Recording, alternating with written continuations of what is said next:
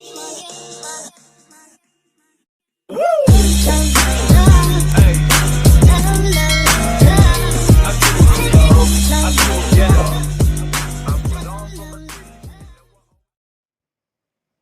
Guys, आप सभी लोग कैसे हो। हम उम्मीद करते हैं कि आप लोग अच्छे से ही होंगे। चलिए हम लोग इस वीडियो में चर्चा करेंगे सामाजिक विज्ञान कक्षा 10 और इसमें लोकतांत्रिक राजनीति 2 में अध्याय 7 देखेंगे। और अध्याय 7 क्या है? लोकतंत्र के परिणाम। और इस वीडियो में अभ्यास प्रश्न की चर्चा करेंगे। चलिए सर्वप्रथम हम क्वेश्चन की तरफ बढ़ते हैं, देखते हैं इस अभ्यास में किस तरह के प्रश्न हैं। देखिए ध्यान से, वीडियो को रोक कर एक बार पूरा आप क्वेश्चन पढ़ लेंगे या आपके अभ्यास पुस्तिका से ही प्रश्न दिया गया है। इसमें आपको 8 प्रश्न दिया गया है जिसका आंसर हम लोग अभी करेंगे, ठीक है। इसे आप लोग अपने कॉपी पर राइट डाउन कर लेंगे। तो आपका पहला प्रश्न, दूसरा प्रश्न, तीसरा प्रश्न, हाँ प्रश्न देखने में थोड़ा बड़े हैं लेकिन आंसर बहुत ही छोटा है। प्रश्न संख्या 4 है, प्रश्न संख्या 5, उसके बाद 6, 7 और एक और प्रश्न है वो नेक्स्ट पेज पे है, ठीक है। उसको भी हम लोग देख लेते हैं। प्रश्न संख्या 8, ये भी एक तरह का बहुत ही बड़ा देखने में प्रश्न लग रहा है। जैसे लग रहा है कि इतना बड़ा अगर क्वेश्चन है तो आंसर कितना बड़ा होगा। आंसर बहुत ही छोटा है, जब हम लोग लिखेंगे तो अच्छी तरह से समझेंगे। चलिए सर्वप्रथम हम लोग स्टार्ट करते हैं। अभ्यास प्रश्न पहले प्रश्न का आंसर देखते हैं, ठीक है। आपके अभ्यास पुस्तिका से पहला प्रश्न है कि लोकतंत्र किस तरह उत्तरदायी, जिम्मेवार और वैध सरकार का गठन करता है, ठीक है। यह आपका एक पहला प्रश्न है, तो इसका आंसर हम लोग जान लेते हैं। तो आंसर लिखिएगा, लोकतांत्रिक व्यवस्था उत्तरदायी, जिम्मेवार और वैध सरकार का गठन करती है। सही बात है। निम्नलिखित तत्वों से इसे समझा जा सकता है। वह तत्व कौन कौन से हैं? चलिए हम लोग बारी बारी अध्ययन करेंगे। तो स्वतंत्र और निष्पक्ष चुनाव। सभी लोकतांत्रिक देशों में एक निश्चित अवधि के बाद चुनाव कराए जाते हैं। ये चुनाव निष्पक्ष होते हैं। निष्पक्ष का मतलब किसी के पक्ष में नहीं होता है। आप स्वतंत्र रूप से किसी को भी मत कर सकते हैं, चुनाव कर सकते हैं, चुन सकते हैं, ठीक है। सभी दल स्वतंत्र रूप से अपने उम्मीदवारों को खड़ा करते हैं और मतदाता अपनी इच्छा अनुसार किसी को भी चुन सकते हैं। ये प्रतिनिधि जनता के प्रति उत्तरदायी होते हैं और जनता के इच्छा पर्यंत अपने पद पर बने रहते हैं। दूसरा पॉइंट देखेंगे, कानूनों पर खुली चर्चा। कानूनों पर खुली चर्चा कैसे होता है? तो इसमें लिख लीजिएगा, लोकतांत्रिक देशों में सरकार जो भी कानून बनाती है वह एक लंबी प्रक्रिया के बाद बनता है, पर उस पर पूरी बहस तथा विचार विमर्श किया जाता है, फिर उसे जनता के समक्ष रखा जाता है। इसलिए इस बात की संभावना होती है कि लोग उसके फैसले को मानेंगे और वे ज़्यादा प्रभावी होंगे, ठीक। आगे तीसरा है सूचना का अधिकार। लोकतांत्रिक देशों में नागरिकों को सरकार तथा उसके कामकाज के बारे में जानकारी पाने का अधिकार प्राप्त है। यदि कोई नागरिक यह जानना चाहे कि फैसले लेने में नियमों का पालन हुआ है या नहीं, तो वह इसका पता कर सकता है। उसे यह न सिर्फ जानने का अधिकार है बल्कि उसके पास इसके साधन भी उपलब्ध हैं, ठीक। आगे देखते हैं, जो उपलब्ध साधन हैं, तो लोकतांत्रिक व्यवस्था में एक ऐसी सरकार का गठन होता है जो कायदे कानून को मानती है और लोगों के प्रति जवाबदेह होती है। लोकतांत्रिक सरकार नागरिकों को निर्णय प्रक्रिया में हिस्सेदार बनाने और खुद को उनके प्रति जवाबदेह बनाने वाली कार्यविधि भी विकसित कर लेती है। इस प्रकार लोकतांत्रिक शासन व्यवस्था निश्चित रूप से अन्य शासनों से बेहतर है। यह वैध शासन व्यवस्था है, इसलिए पूरी दुनिया में लोकतंत्र के विचार के प्रति समर्थन का भाव है। ठीक, अब देखते हैं क्वेश्चन 2, प्रश्न संख्या 2 देखते हैं। आपकी अभ्यास पुस्तिका से प्रश्न 2 है, लोकतंत्र किन स्थितियों में सामाजिक विविधता को संभालता है और उनके बीच सामंजस्य बैठाता है? आंसर हो जाएगा, लोकतांत्रिक व्यवस्थाएं अनेक तरह के सामाजिक विभाजनों को संभालती हैं। इससे इन टकरावों के विस्फोटक या हिंसक रूप लेने का अंदेशा कम हो जाता है। कोई भी समाज अपने विभिन्न समूहों के बीच टकरावों को अस्थायी तौर पर खत्म नहीं कर सकता। इनके बीच बातचीत से सामंजस्य बैठाने का तरीका विकसित कर सकते हैं। सामाजिक अंतर, विभाजन और टकरावों को संभालना निश्चित रूप से लोकतांत्रिक व्यवस्था का एक बड़ा गुण है, यानी क्वालिटी है। इसके लिए लोकतांत्रिक व्यवस्थाओं को 2 शर्तों को पूरा करना होता है। वह शर्त कौन कौन से हैं, तो भैया जान लीजिए। पहला पॉइंट है, लोकतंत्र का अर्थ बहुमत की राय से शासन करना नहीं है। बहुमत को सदा ही अल्पमत का ध्यान रखना होता है, उसके साथ काम करने की जरूरत होती है, तभी सरकार जनसामान्य की इच्छा का प्रतिनिधित्व कर पाती है। बहुमत और अल्पमत की राय कोई अस्थायी चीज नहीं होती है। दूसरा पॉइंट क्या होता है, बहुमत के शासन का अर्थ धर्म, नस्ल अथवा भाषाई आधार के बहुसंख्यक समूह का शासन नहीं होता। बहुमत के शासन का मतलब होता है कि हर फैसले या चुनाव में अलग अलग लोग और समूह बहुमत का निर्माण कर सकते हैं। लोकतंत्र तभी तक लोकतंत्र रहता है जब तक प्रत्येक नागरिक को किसी न किसी अवसर पर बहुमत का हिस्सा बनने का मौका मिलता है। ठीक है, यह चीज़ें आप लोग अपनी किताब में बहुत ही अच्छी तरह से पढ़ चुके होंगे। चलिए अब देखते हैं अब अभ्यास प्रश्न में प्रश्न संख्या 3। प्रश्न संख्या 3 है कि निम्नलिखित कथनों के पक्ष या विपक्ष में तर्क दें। तर्क आपको बताना है, पक्ष में बोलिए चाहे विपक्ष में बोलिए।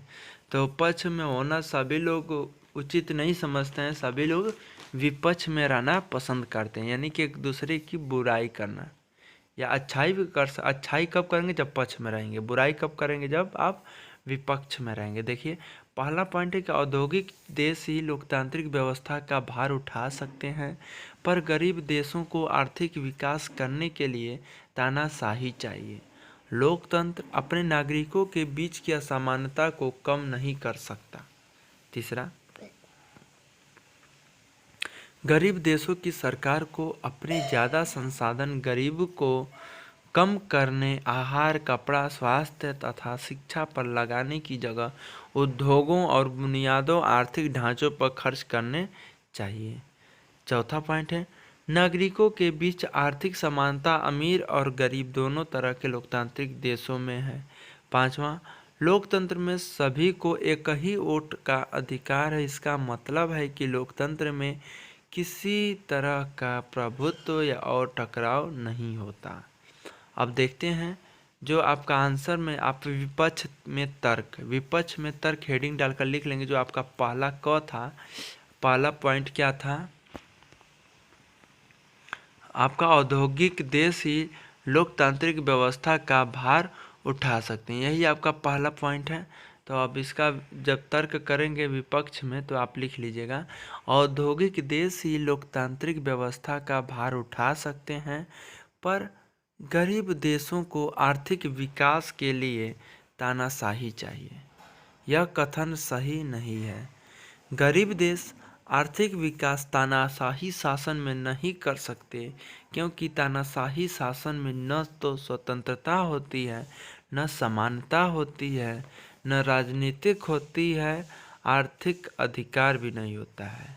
ऐसे में गरीब देश आर्थिक विकास नहीं कर सकते। ठीक, अब आगे देखते हैं दूसरा पॉइंट जो आपका प्रश्न में दिया गया है। पॉइंट आपका कितने दिए गए थे मालूम? 5।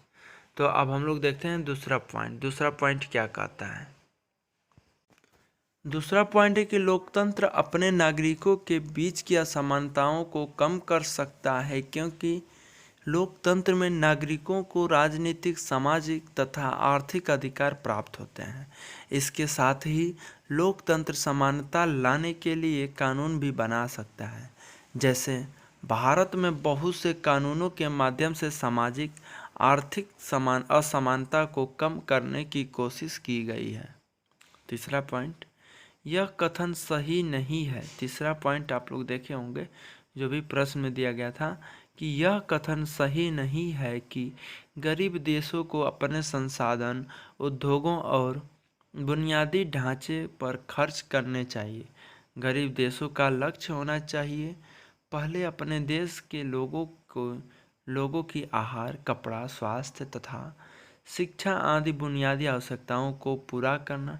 इसके बाद उद्योगों और बुनियादी ढांचों पर खर्च करना चाहिए, क्योंकि यदि लोग गरीब हैं तो वे उस मजबूत औद्योगिक और बुनियादी ढांचे को संभाल नहीं पाएंगे, उसका सही उपयोग नहीं कर पाएंगे। ठीक।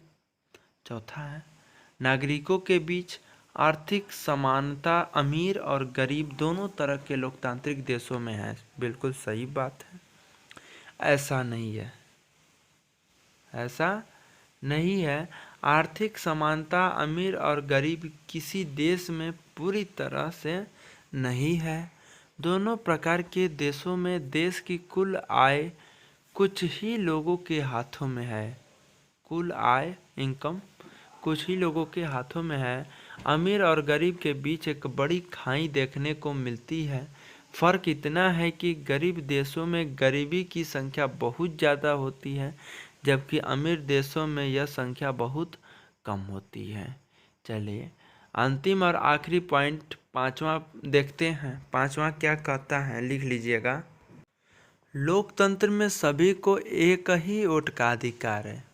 क्या बात है, लोकतंत्र में सभी को एक ही वोट का अधिकार है, किंतु इसका मतलब यह नहीं कि इसका यह मतलब नहीं कि किसी तरह का प्रभुत्व और टकराव नहीं होता।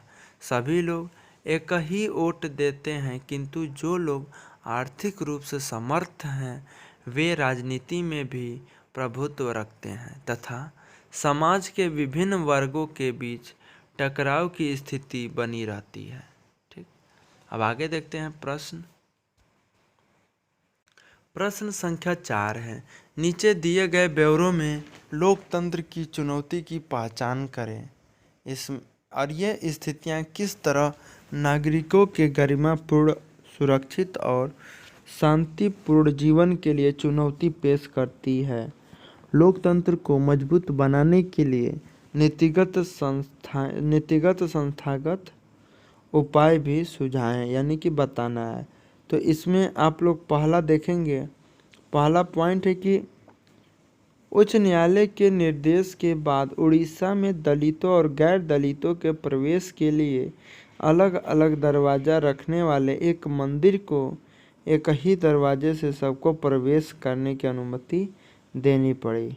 ठीक, पहला पॉइंट है, इसमें सुझाव आपको बताना है। पहला पॉइंट देख लीजिए। दूसरा पॉइंट देखिए, भारत के विभिन्न राज्यों में बड़ी संख्या में किसान आत्महत्या कर रहे हैं। तीसरा पॉइंट, जम्मू कश्मीर के गंडवाड़ा में मुठभेड़ बताकर जम्मू कश्मीर पुलिस द्वारा 3 नागरिकों की हत्या करने का आरोप को देखते हुए इस घटना के जांच के आदेश दिए। अब आंसर देखते हैं कि आपका आंसर क्या है। तो पहला पॉइंट जो था, आप पहले पॉइंट को आप लोग पढ़े होंगे ध्यान से, तो उसमें जो लिखा था तो उसका आंसर हो जाता है कि पहली घटना में जातिवाद की चुनौती लोकतंत्र के समक्ष है। इसके कारण समाज में रहने वाले कुछ लोगों को अपमान सहना पड़ता है। जिन जातियों को नीचा या अछूत या दलित कहा जाता है उन्हें जीवन की मूलभूत सुविधाओं से दूर रखा जाता है, जो लोकतंत्र के खिलाफ है। ऐसे में लोकतंत्र को मजबूत करने के लिए कानून बनाकर उन्हें कठोरता से लागू करके जातिवाद की समस्या से निपटाना होगा। ठीक है, अगला पॉइंट हम देखते हैं। ये तो पहला वाला हो गया, दूसरा वाला लिख लीजिएगा। दूसरा क्या है? दूसरी घटना में लोकतंत्र के सामने गरीबी प्रमुख चुनौती है। गरीबी तो सबके लिए समस्या का विषय है, ठीक ना। तो दूसरी घटना में क्या हुआ? लोकतंत्र के सामने गरीबी प्रमुख चुनौती है। गरीबी के कारण किसान कर्ज में डूबता चला जाता है और जब वह कर्ज चुकाने की स्थिति में नहीं होता तो वह आत्महत्या का रास्ता अपनाता है। लोकतंत्र को मजबूत बनाने के लिए सरकार को इन गरीब किसानों की मदद करनी होगी। उन्हें ऋण देने के लिए गांवों में सरकारी बैंकों की स्थापना करनी होगी तथा कृषि के लिए आवश्यक चीज़ें कम कीमत पर उपलब्ध करानी होगी। जब तक गरीबी रहेगी तब तक लोकतंत्र मजबूत नहीं हो सकता, क्योंकि एक गरीब व्यक्ति केवल 2 समय की रोटी के जुगाड़ में लगा रहेगा, वह देश के हित में ही नहीं कर पाएगा। तीसरा पॉइंट, तीसरी घटना में सरकारी विभागों में फैला भ्रष्टाचार लोकतंत्र के सम्मुख। तीसरा पॉइंट था कि तीसरी घटना में सरकारी विभागों में फैला भ्रष्टाचार लोकतंत्र के सम्मुख एक चुनौती है। लोकतांत्रिक देशों में विभिन्न स्तरों पर भ्रष्टाचार का बोलबाला है, जिससे सत्ता में आए व्यक्ति अपनी सत्ता का प्रयोग अपने निजी हितों के लिए करने लगता है। कोई भी सत्ता में चुनकर कोई भी नेता आता है तो वो क्या करने लगता है? अपने निजी जो दैनिक जीवन में प्रयोग होने वाली चीज़ें हैं उस पर कार्य करने लगता है। इससे नागरिकों का जीवन संपत्ति संकट में पड़ जाते हैं। वे सरकारी अधिकारी जिनका काम नागरिकों की सेवा करना है, वही लोग नागरिकों के शत्रु बन जाते हैं, यानी दुश्मन बन जाते हैं। ऐसे में लोकतांत्रिक शासन की नींव हिल जाती है। लोकतंत्र को मजबूत बनाने के लिए हर स्तर से भ्रष्टाचार को मिटाना होगा। इसके लिए कानून बनाने होंगे, उन्हें सख्ती से लागू करना होगा तथा सरकारी पदों पर नियुक्ति के समय निष्पक्षता से काम लेना होगा। किसी के भी पक्ष में आप बात नहीं कर सकते हैं, जिससे सही व्यक्ति महत्वपूर्ण पद प्राप्त कर सके। ठीक है, अगला आप देखते हैं। अगला पॉइंट, अगला क्वेश्चन है प्रश्न संख्या 5। लोकतांत्रिक व्यवस्थाओं के संदर्भ में इनमें से कौन सा विचार सही है? लोकतांत्रिक व्यवस्थाओं ने सफलतापूर्वक, ठीक है, तो इसमें सफलतापूर्वक कौन कौन सा पॉइंट सही है, यही आपको ट्रिक लगाना है।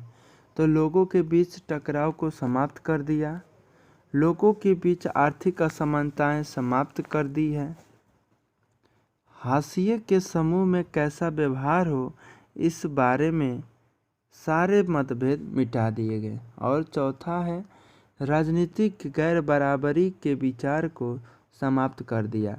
तो इसमें कौन सा राइट आंसर, यही आपको बताना है। तो राइट आंसर आपका पहला वाला विकल्प हो जाता है, लोगों के बीच टकराव को समाप्त कर दिया है। ठीक है, तो आपका क्लियर हो जाएगा। लोकतांत्रिक व्यवस्थाओं ने क्या कर दिया है? सफलतापूर्वक लोगों के बीच टकराव को समाप्त कर दिया है। अब देखते हैं प्रश्न संख्या 6। प्रश्न संख्या 6 क्या है? लोकतंत्र के मूल्यांकन के लिहाज से इनमें कोई एक चीज़ लोकतांत्रिक व्यवस्थाओं के अनुरूप नहीं है, उसे चुनें। इसमें भी सेम प्रश्न 5 की तरह है। इसमें भी आपको 4 विकल्प दिए गए हैं, इनमें से कौन सा सही है वही आपको बताना है। स्वतंत्र और निष्पक्ष चुनाव, दूसरा व्यक्ति की गरिमा, तीसरा बहुसंख्यकों का शासन, और चौथा है कानून के समक्ष समानता। तो इसमें राइट आंसर हो जाता है पहला नहीं, तीसरा हो जाएगा बहुसंख्यकों का शासन। ठीक है, इसमें तीसरा राइट आंसर हो जाएगा बहुसंख्यकों का शासन। और आप देखेंगे प्रश्न संख्या 7। प्रश्न संख्या 7 है कि लोकतांत्रिक व्यवस्था के राजनीतिक और सामाजिक असमानताओं के बारे में किए गए अध्ययन बताते हैं कि क्या है। पहला है कि लोकतंत्र और विकास साथ ही लगते हैं। दूसरा पॉइंट, लोकतंत्र व्यवस्थाओं में असमानताएं बनी रहती हैं। तीसरा पॉइंट, तानाशाही में असमानताएं नहीं होती। तथा चौथा है, तानाशाही लोकतंत्र से बेहतर साबित हुई है। तो इसमें से कौन सा सही है? इसमें से आपका दूसरा विकल्प सही है। क्या है कि लोकतांत्रिक व्यवस्थाओं में असमानताएं बनी रहती हैं। किसके कारण? ये लोकतांत्रिक व्यवस्था के राजनीतिक और सामाजिक असमानताओं के बारे में यह पॉइंट कथन आपका सही हो जाता है। अब देखते हैं प्रश्न संख्या 8। प्रश्न संख्या 8 और यह अंतिम प्रश्न है। और वीडियो अच्छा लगे तो अपने दोस्तों साथियों को भी शेयर कर दीजिए ताकि वो लोग भी क्वेश्चन का आंसर कर लें और अपनी तैयारी को एक अच्छे कदम की तरफ, एक आगे की तरफ ले चलें। ठीक है, तो आपका प्रश्न है कि नीचे दिए गए अनुच्छेद को पढ़ें। इसे आप आराम से पढ़ लीजिएगा, हम पूरा नहीं पढ़ेंगे, नहीं तो वीडियो थोड़ा लंबी हो जाएगी। तो इस कथन को आप लोग पढ़ लीजिए, वीडियो को रोककर खूब आराम से पढ़ लीजिए। जिसके पास किताब है अच्छी बात है, जिसके पास किताब नहीं है वह इस वीडियो को पॉज करके धीरे धीरे पढ़ सकता है। ठीक है, चलिए अब देखते हैं। यह आपका एक कथन जो है आपका नीचे हो गया एग्जाम्पल। अब देखते हैं इससे प्रश्न किस तरह से पूछा जाता है। ऊपर जो आप लोगों ने उदाहरण पढ़ा था, तो नन्नू का उदाहरण क्या बताता है? नन्नू के इस आवेदन का अधिकारियों पर क्या असर हुआ? यह आपका प्रश्न है। अपने माँ पिताजी से पूछिए कि अपनी समस्याओं के लिए सरकारी कर्मचारियों के पास जाने का उनका अनुभव कैसा रहा है। यह सभी आपके प्रश्न हैं। कहाँ से प्रश्न बनाए गए हैं? जो नन्नू का उदाहरण दिया गया है उसी से यह प्रश्न बनाया गया है। तो इसमें आप लोग लिख लीजिएगा। नन्नू का उदाहरण बताता है कि हर नागरिक को अपने अधिकारों का उचित प्रयोग करना चाहिए। सूचना नागरिकों को दिया गया एक महत्वपूर्ण अधिकार है जिसका प्रयोग करके नन्नू जैसा छोटे से छोटा व्यक्ति भी न्याय पा सकता है। जब सभी नागरिक अपने अधिकारों के प्रति जागरूक रहेंगे तथा उनका समय पर उपयोग करेंगे तभी लोकतांत्रिक व्यवस्था ठीक ढंग से काम करेगी। ठीक है, तो आगे है नन्नू के आवेदन का। ये जो दूसरा वाला प्रश्न था तो आप पैराग्राफ चेंज करके इसे लिख सकते हैं। जो दूसरा प्रश्न क्या था आप लोग देख लीजिएगा दोबारा। नन्नू के इस आवेदन का अधिकारियों पर क्या असर हुआ? ठीक है, ये आपका प्रश्न है, तो इसका लिख लीजिए। नन्नू के आवेदन का अधिकारियों पर गहरा असर हुआ और वे एकदम हरकत में आ गए। उन्होंने एक हफ्ते में ही उसका नया राशन कार्ड बना दिया। जिस राशन कार्ड के दफ्तर में नन्नू की कोई सुनवाई नहीं थी, उस दफ्तर में बड़े अधिकारी उससे मिले तथा पूरा सम्मान दिया और उससे आवेदन वापस लेने का निवेदन भी किया। ठीक, और आपका यह तीसरा प्रश्न उसी में जो एग्जाम्पल में दिया गया था नन्नू का उदाहरण में ही जो तीसरा प्रश्न था उसका आंसर है कि अब विद्यार्थी अपने माता पिता से पूछे कि अपनी समस्याओं के लिए सरकारी कर्मचारियों के पास उनका अनुभव कैसा रहा, इसके विषय में वे एक विवरण भी लिखें। तो यह प्रश्न जो है आपके लिए है। अगर आप लोग यूट्यूब पे तो आप कमेंट कर भेज सकते हैं, लेकिन यह प्रश्न ज़्यादा लंबा हो जाएगा, इससे आप लोग लिख कर चाहें तो आप भेज सकते हैं। ठीक है, कमेंट ज़रूर कीजिएगा और इस वीडियो को अपने दोस्तों तक, अपने साथियों तक ज़रूर पहुंचाइए जो क्लास 10 में पढ़ रहे हैं और अच्छे नंबर से पास होना चाहते हैं। ठीक है।